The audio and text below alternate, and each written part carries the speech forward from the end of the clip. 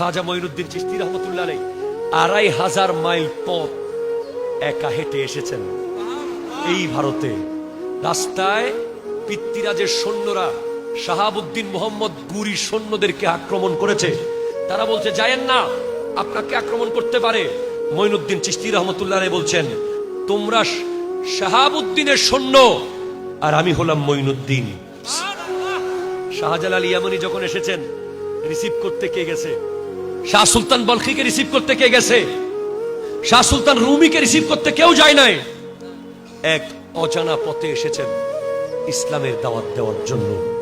বায়েজিদ বুস্তামি বুস্তাম শহর থেকে এসেছেন।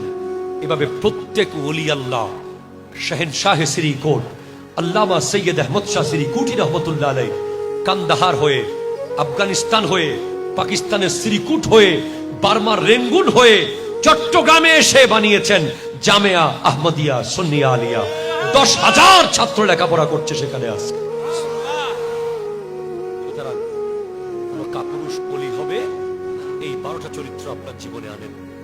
গফফার, সত্তার, রউফ, রহিম, সাদেক, মুসাদ্দেক, আদেল, মুকসিত, সাখাওয়াত, ইবাদত, ইলম, সুজা।